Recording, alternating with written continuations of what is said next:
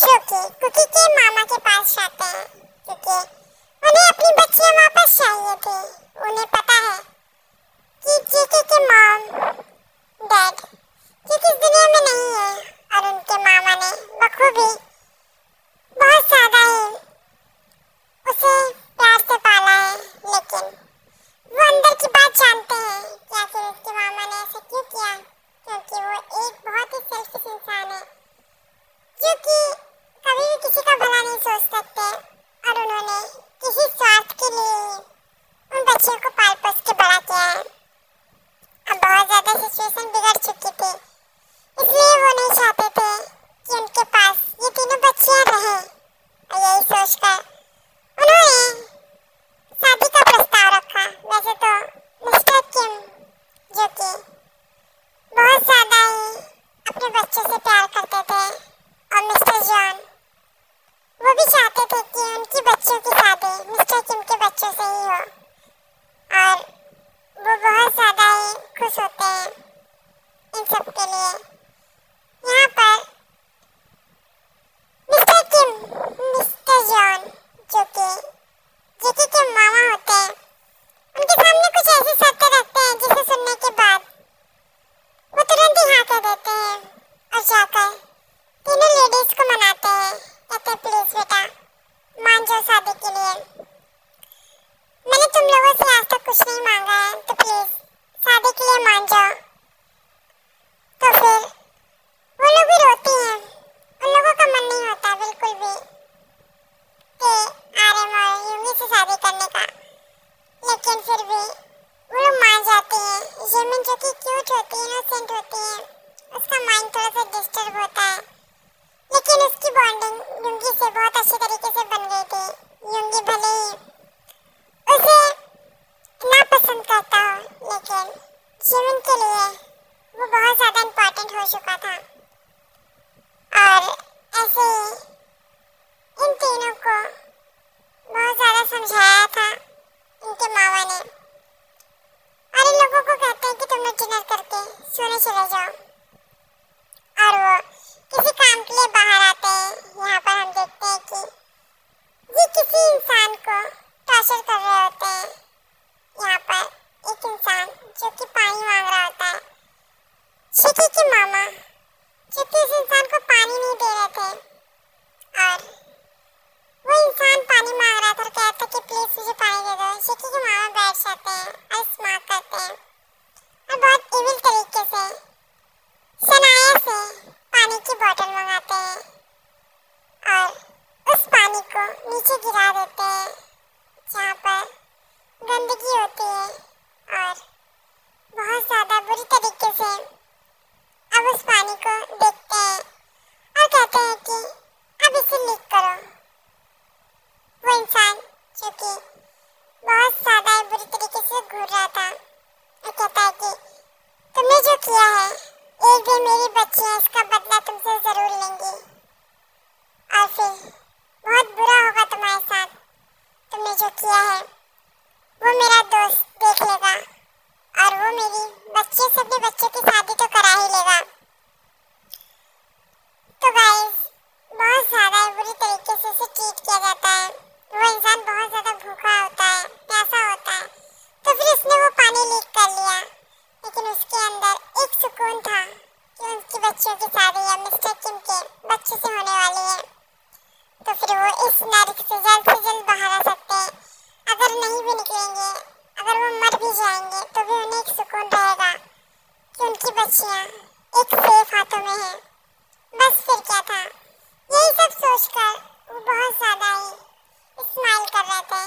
शनाया जो कि बहुत ज़्यादा ही गुस्से से घूर रही थी और कहती अंकल आप इस तरीके से इस आदमी को झेल कैसे रहे हैं, मार क्यों नहीं देते। तो फिर चिकी का मामा कहता है नहीं इसे मैं मार नहीं सकता क्योंकि उसके पास मेरी अमानत है, मेरी बीवी और मेरी बच्ची है। यहाँ पर बात मिस्टर किम की हो रही थी। ये जो आदमी था ये कोई और नहीं शिकी के डैड थे। शिकी को और जिमिन को लगता था कि उसके मॉम डैड नहीं है, लेकिन यहाँ पर उसके मामा ने बंदी बना के रखा होता है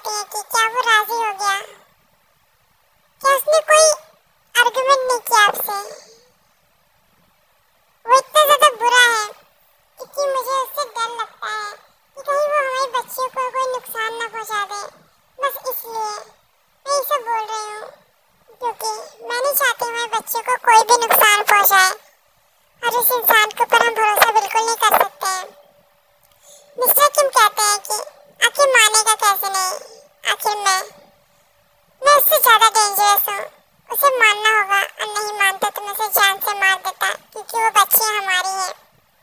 और वैसे भी मेरे फ्रेंड ने उन बच्चियों को मेरे बेटों के लिए रखा है, उसकी हिम्मत भी नहीं हो सकती थी कि वो कहीं उन लोगों की शादी कर दे। यहाँ पर तो कुछ और ही प्लानिंग चल रही होती है जेके के मामा की। वो बहुत ज़्यादा खुश होता है मिस्टर किम, क्योंकि उसकी यादें बहुत अच्छी तरीके से जानते हैं। तभी घर में कोई एंटर करता है, ये कोई और नहीं शनाया होती है। शनाया जो कि बहुत ज़्यादा ही प्यार से के पास जाती है और उसे हक करती है कि जी की कोई रिएक्ट नहीं करता है। और यहाँ पर शनाया आकर मिस्टर किम से मिलती है, मिस्टर किम से हेलो बोलती है तो वो भी हेलो बोलते हैं। मिसेस किम ये सब देखकर खून ही खोल जाता है और साथ ही साथ हमारे आरएम युंगी और हॉबी का भी मुंह लटक जाता है, लिसा और यिनहो का भी मुंह लटक जाता है और कहते हैं वो सब साथ में, तुम चुड़ैल तुम यहाँ पर कैसे? क्या तुम्हें हमारे घर की खुशी बर्दाश्त नहीं होती जो चली आती हो भंग करने? बोलो। शनाया कहती है, हाँ भी देखो ना ये लोग कैसे बात कर रहे हैं मुझसे, तुम बड़े हो सबसे और इन्हें पता होना चाहिए मैं तुमसे प्यार करती हूँ, तो ये लोग मुझसे थोड़ी रिस्पेक्ट दे के बात करें। आर्यन कहता है, रिस्पेक्ट और वो भी तुम्हें? हाँ क्यों नहीं, मेरा जूता देगा ना? अगर ज्यादा कुछ करोगी तो मेरा गुस्सा तुमने देखा नहीं है, तो उसे दिखाने में मुझे टाइम नहीं लगेगा। यहाँ पर बहुत ज्यादा ही गुस्से से सब उसे घूर रहे होते हैं और बहुत ज्यादा ही उसे एंग्री लुक से ये भी देख रहा होता है क्योंकि उसे भी नहीं पसंद होता इस तरीके का शनाया से उससे लिपटना, उससे चिपकना, उससे इस तरीके से बातें करना, उसे हक करना। कभी कभी शनाया उसे किस भी कर लेती है और जिससे इरिटेट हो जाता है, लेकिन वो कुछ कहना नहीं चाहता क्योंकि डैड के फ्रेंड की बेटी है। बात यही है शनाया जो कि इधर मिस्टर किम के फ्रेंड की बेटी होती है, तो उधर हम शंकु की तरफ देख लें तो उनके मामा की फ्रेंड की बेटी होती है, यानी कि दोनों के ही फ्रेंड जो इंसान होता है वो दोनों से ही फ्रेंडशिप रखता है। वो इसलिए तो वो हमें आगे के पार्ट्स में ही पता चलेगा क्योंकि ये तीनों ही बहुत ज़्यादा ही बुरे होते हैं। मिस्टर किम जो कि अपनी फैमिली के साथ बहुत ज़्यादा क्यूट एंड स्वीट है, जैसे कि आरएम और युंगी, और ये सब बहुत ज़्यादा अपने डैड से प्यार करते हैं, अपने मॉम से, अपनी फैमिली से प्यार करते हैं, फैमिली पे एक आंच भी बर्दाश्त नहीं कर सकते हैं। वैसे ही मिस्टर किम है, अगर उनकी फैमिली को कोई हर्ट करे तो कैसे